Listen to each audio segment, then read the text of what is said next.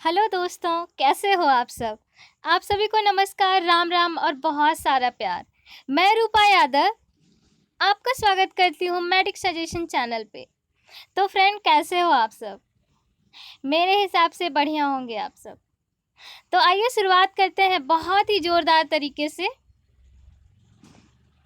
तो फ्रेंड, आज का टॉपिक है हड्डियों का कैंसर।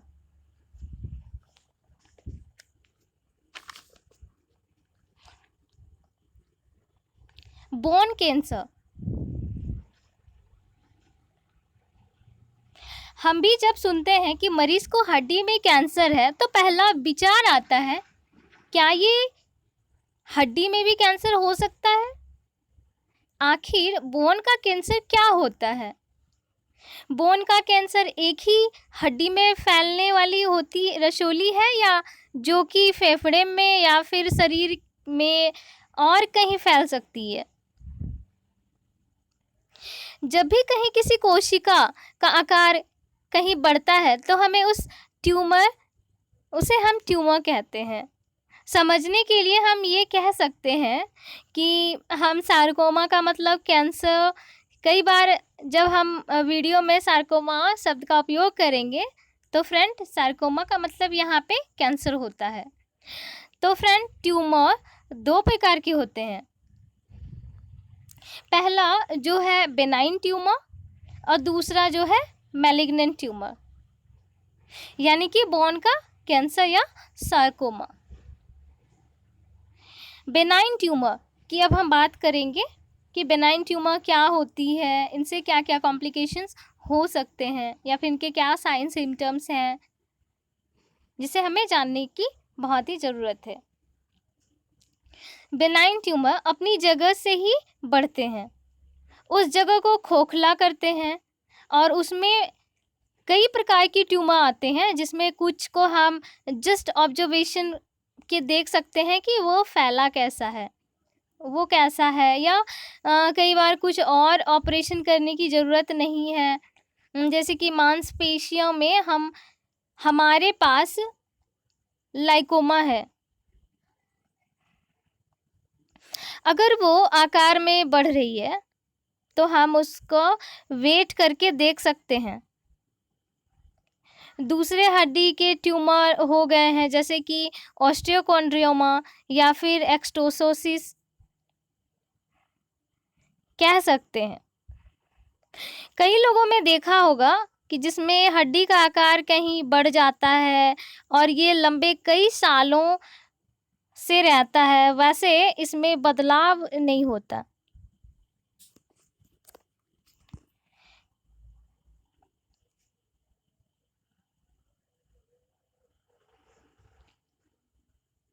तो फ्रेंड,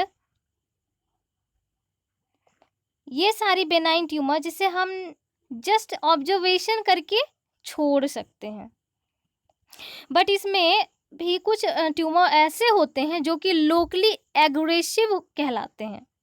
मतलब जिस जगह पे है वहाँ पे उस हड्डियों को खोखला करना शुरू कर देता है, तो उसमें हमें ऑपरेशन करने की ज़रूरत पड़ती है।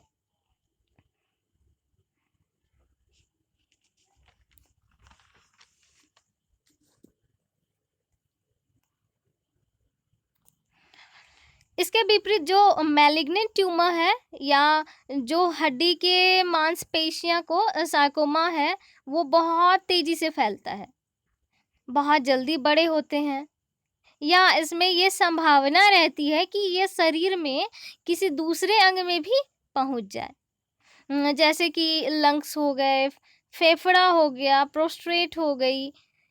ये हमारे शरीर के दूसरे हड्डियों में या उसी हड्डी में भी और फैल सकते हैं। इसका इलाज बहुत सावधानी से प्रॉपर टेक्नोलॉजी के द्वारा हमें करनी चाहिए, ताकि ये ना सिर्फ हमें ट्यूमर को हटाने के लिए हम कर रहे हैं, ना कि ताकि जिंदगी को और उस अंग को भी बचा सकें। कुछ लक्षण ऐसे हैं जो हमें ट्यूमर बोन कैंसर में दिखाई या समझ में आता है, वो है स्वेलिंग, जो कि पेनफुल हो या पेनलेस भी हो सकती है।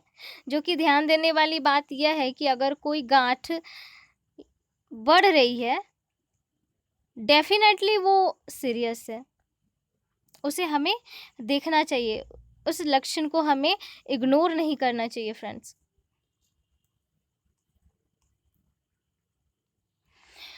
दूसरा लक्षण पेन। यूँ तो जब हम छोटे बच्चे को होते हैं, वो ज़्यादा खेलेंगे, स्वाभाविक सा ही बात है कि वो ज़्यादा खेलेंगे, उसके पैर के मसल्स में पेन ज़्यादा होंगे, बोन्स में। तो फिजियोलॉजिकल पेन जो होती है, जब हड्डियाँ में बढ़ती है, इसके खिंचाव के कारण दर्द होता है, या फिर बुजुर्गों में अर्थराइटिस के कारण दर्द होता है। तो वो एक नॉर्मल दर्द होता है, जो कैंसर का दर्द होता है, वो लगातार बने रहने वाला दर्द रहता है। जब तक आप दवा खाते हैं, ये दर्द कम रहता है और फिर दर्द शुरू हो जाता है। जब हम सोते हैं, यदि दर्द आपको कभी सोने में जगा रही हो, तो या फिर रेस्ट करने पे भी दर्द रिलीफ या कम ना हो रहा हो, तो उसे कभी हल्के में नहीं लेना चाहिए। हमेशा ये देखना चाहिए कि क्या है। यदि आप दवा ले रहे हैं, मीन्स दर्द की दवा ले रहे हैं, दर्द ठीक हो जा रहा है, फिर तुरंत वापस आ जा रहा है, तो उसमें वेट करने की ज़रूरत नहीं है फ्रेंड्स। उसको टेस्ट करा के देख लेना चाहिए कि वो क्या चीज़ें हैं या किन वजह से हमें ये तकलीफ़ें आ रही है। इनमें कुछ सिंपल टेस्ट हैं, जैसे कि ब्लड टेस्ट है, एक्स-रेज़। ये हमें दिख जाता है कि हड्डी में या पेशी में कोई दिक्कत नहीं है। तीसरा लक्षण जिसे हम कहते हैं हड्डी का टूटना, मीन्स पैथोलॉजिकल फ्रैक्चर। दोस्तों, पैथोलॉजिकल फ्रैक्चर का मतलब है कि हड्डी बहुत मामूली सी चोट से टूट जाए। हम सबको पता है, हम सब देखते हैं कि हड्डियां शरीर में सबसे मजबूत जो कहते हैं वो कनेक्टिव टिश्यूज होते हैं, और ये टूटती नहीं है जल्दी, जब तक कि ये अंदर से कमज़ोर ना हो जाए। किसी का एक्सीडेंट हो गया, हड्डी टूटती है, तो समझ आता है कि ये वो सारी फैक्टर्स हैं। और यदि किसी व्यक्ति को सिंपल कोई फुटबॉल खेलते हुए या फिर बॉल फेंकते हुए या फिर सीढ़ी से गिरकर उसके हड्डियां टूट जा रही है, इसका मतलब हड्डी में कहीं ना कहीं कमजोरी है। सो ये तीनों वार्निंग साइंस हैं, तो ये खतरे की निशानी है जिसे हमें नज़रअंदाज नहीं करनी चाहिए। तो फ्रेंड, अब हम बात करेंगे कि बोन कैंसर के 2 टाइप्स होते हैं, जिसमें हम पहला टाइप्स प्राइमरी बोन कैंसर की बात करेंगे, जो हड्डियों से शुरू होता है, और सेकेंडरी बोन कैंसर जो कि शरीर में किसी और अंग में, जैसे कि फेफड़ा, ब्रेस्ट, थायराइड आदि में शुरू होता है और हड्डियों में फैल के आता है। नेक्स्ट सवाल ये आता है कि हड्डी में कैंसर का पता चलता कैसे है, या हम कैसे पता कर सकते हैं। तो फ्रेंड्स, हड्डी का कैंसर का मुख्य लक्षण है कि दर्द जो कि समय के साथ बढ़ रहा हो, और जो दवाई खाने से भी ख़त्म ना हो पूरे तरीके से। और इसके अलावा किसी भी कैंसर के मरीज़, जैसे कि ब्रेस्ट कैंसर या प्रोस्टेट कैंसर आदि को हड्डी के दर्द होना शुरू हो जाए, तो वो हड्डी के कैंसर के जानने का भी एक इंडिकेशन है या सूचक बोल सकते हैं। हड्डी का कैंसर का अगला प्रमुख लक्षण है स्वेलिंग, सूजन। कैंसर ग्रसित हड्डी के पास वाली जगह पर सूजन या स्वेलिंग आ जाती है, जो कि समय के साथ बढ़ रही होती है। कई बार कैंसर का पता हड्डी के बिना किसी चोट के टूट जाने पे ही पता चलता है, क्योंकि कैंसर ग्रसित हड्डी जो कि समान हड्डियों की तुलना में कमजोर होती है, इसलिए वो हड्डी बिना किसी चोट के या फिर मामूली चोट के, जैसे कि मैंने पहले भी बताया कि फुटबॉल खेलना या फिर गेंद का लग जाना या फिर सीढ़ी से गिरना, और भी कुछ कारण हो सकते हैं, जैसे कि साइकिल से गिरना, चोट लग जाना गेंद का आदि से टूट सकती है। इसे हम पैथोलॉजिकल फ्रैक्चर कहते हैं। इसके अलावा एडवांस एज में भूख का कम लगना या फिर अचानक वजन का कम हो जाना भी हड्डी के कैंसर का एक लक्षण हो सकता है। अगला सवाल आता है कि हड्डी के कैंसर की जांच किस तरीके से होती है। तो फ्रेंड्स, किसी भी मरीज के हड्डी के कैंसर की जांच के लिए हमें बहुत ही आसान तरीक़ों से करा सकते हैं, जैसे कि एक्सरेज कराया जाता है, जिसमें हड्डी के कैंसर की में खाई हुई नज़र आ सकती है। इसके अलावा मरीज को एमआरआई भी की जा सकती है, या हो सकती है कि इसमें मरीज ये पता चलता है कि रसोली कितनी बढ़ी है, उसमें आसपास की मांसपेशियों को कितना आसपास की मांसपेशियों को कितना खाया है, इत्यादि।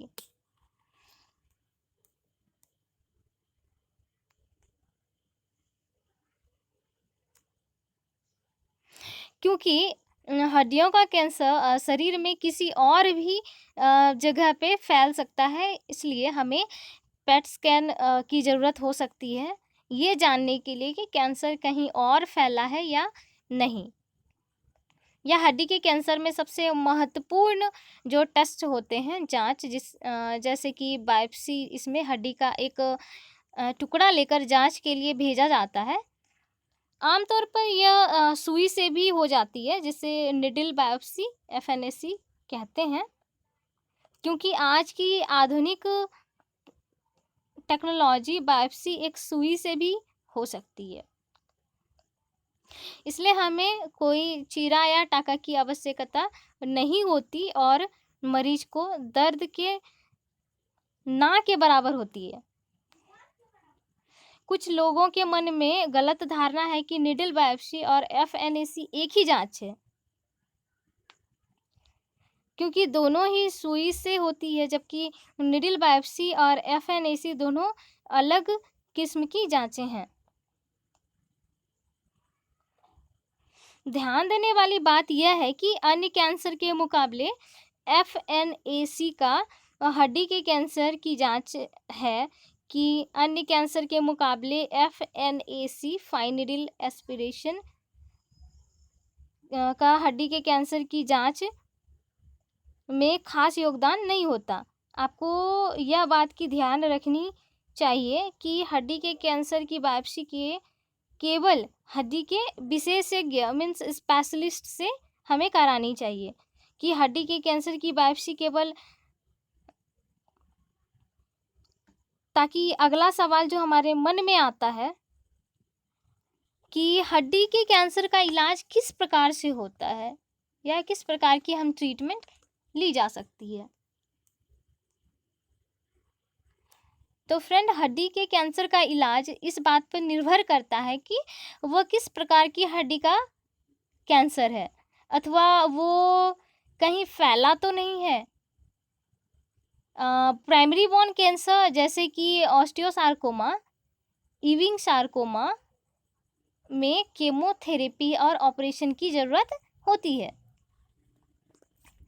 इसके अलावा कॉन्ड्रोसार्कोमा नामक प्राइमरी बोन कैंसर का इलाज केवल ऑपरेशन से ही हो सकता है।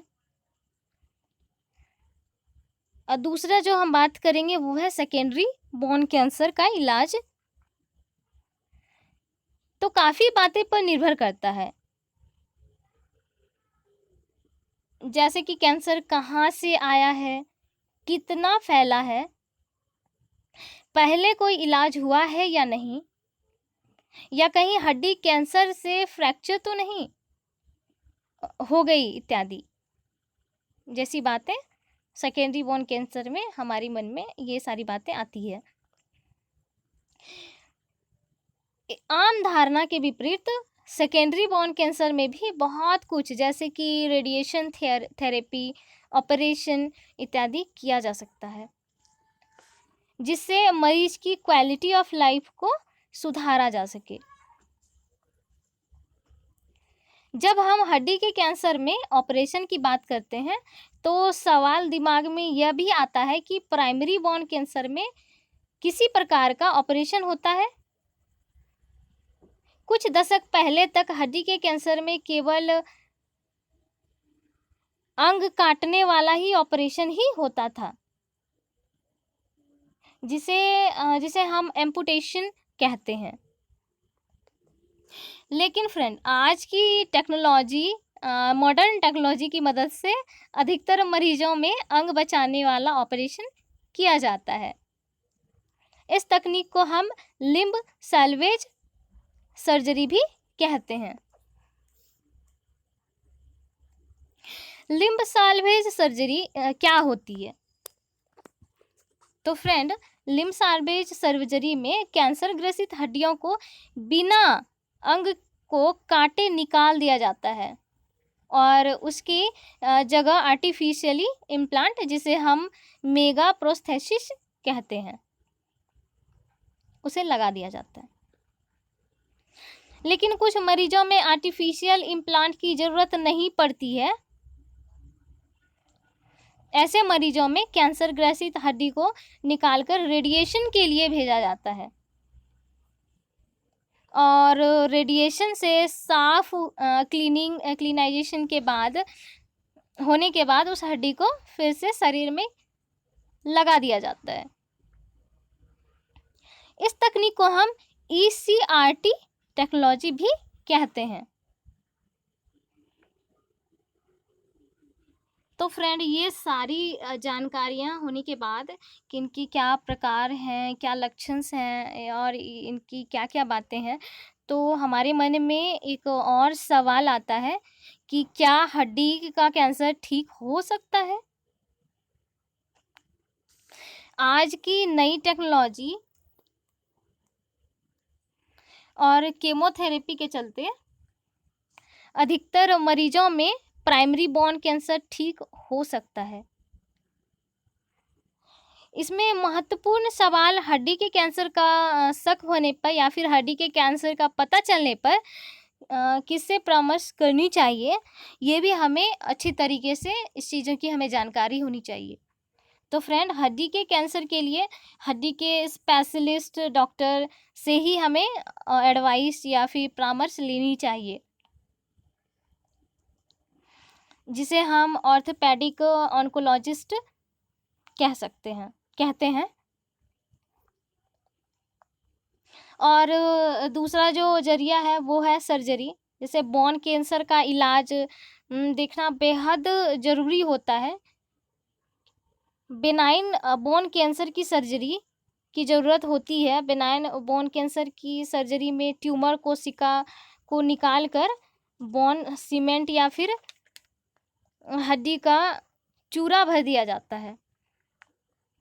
ज़रूरत के अनुसार प्लेट से आने से उसे फिक्स कर दिया जाता है, जबकि मैलिग्नेंट बोन कैंसर की सर्जरी करते समय ट्यूमर को पूरी तरह से बाहर निकाल दिया जाता है और जितने की टिश्यूज़ उसके आसपास थे उन्हें भी निकाल दिया जाता है।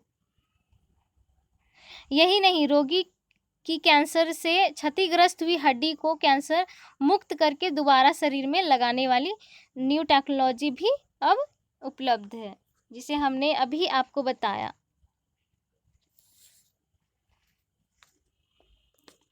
तो फ्रेंड, मैं आशा करती हूँ कि ये वीडियो आपके लिए बहुत ही महत्वपूर्ण हो, आपकी जानकारी के लिए। धन्यवाद इस वीडियो को देखने के लिए।